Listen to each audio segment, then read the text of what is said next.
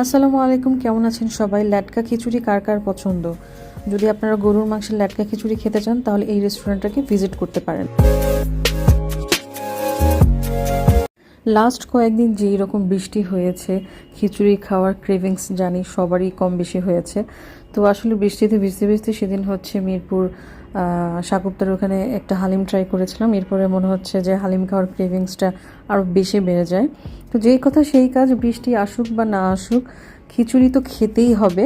তাই অফিস থেকে বিকেলে চলে গেলাম মিরপুর 10 নম্বরে খিচুড়ি খাওয়ার উদ্দেশ্যে বের হয়ে গেছি। সৈনিক ক্লাবের ভিতর দিয়ে একটা রিক্সা নিয়ে বিকেলটা দেখতে দেখতে চলে গিয়েছিলাম 10 নম্বরের। খুবই নতুন একটা রেস্টুরেন্ট খুলেছে ওরা, যেটার নাম হচ্ছে বাংলা বিফ সিক্রেট। এখানে আপনারা পেয়ে যাবেন মজার হালিম, পাক্কি তেহেরি এবং আরও বিভিন্ন আইটেম, যেটার মেনু একটু পরেই আপনাদেরকে দেখাবো। ছোট্ট একটা রেস্টুরেন্ট, খুবই গোছানো। ওদের দেয়ালের যে চিত্রগুলো, এগুলো আসলে মানে পুরান ঢাকাকে বা আমাদের ঢাকা সিটিকে একটু রিপ্রেজেন্ট করে। আমার কাছে ভালোই লাগছে।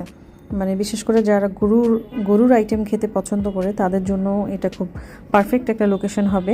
এখানে দেখেন বাংলা মেনু আছে, সেই সাথে ওদের ভর্তা ভাতের মেনু এবং হচ্ছে ওদের হালিম তেহেরি অনেকগুলো আইটেম আছে। এটা আমরা অর্ডার করেছিলাম প্রথমে একটা বিফ মাংসের ঝুরা হালিম, যেইটা আসলে এত মজা।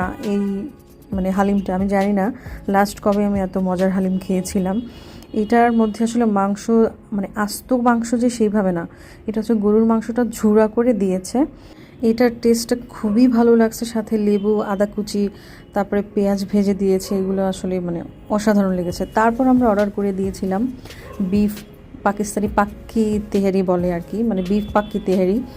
এইটার প্রেজেন্টেশনটা ভালো। ওরা আসলে সব স্টিলের জিনিসপত্র ব্যবহার করে। এইটা আমার কাছে খুব মানে ইউনিক লাগছে, ভালো লাগছে দেখে। প্রেজেন্টেশন খুবই ভালো। আর তেহারিটা কেমন যেন এমনি ভালো লাগছিল না, তবে সালাতের সাথে আসলে ভালো কমপ্লিমেন্ট করছিল। এবং ওরা যেটা বললো, ওরা আসলে মাংসটা গুনে দেয়। আমি যেটা মানে সালাদ ছাড়া আসলে অতটা ভালো লাগছিল না। তো ওরা হচ্ছে মাত্র 8 পিস মাংস দিছে, যেটা আমার কাছে আসলে ভালো লাগে নাই। তারপরে যেহেতু কোল্ড ড্রিঙ্কস ছাড়া আসলে যাচ্ছিল না, তাই আমরা কোল্ড ড্রিঙ্কস অর্ডার করে দিয়েছিলাম। আমার কাছে আসলে তেহারিটা অত ভালো লাগে নাই। তারপর আমরা অর্ডার করেছিলাম হচ্ছে পায়েস। ওদের আসলে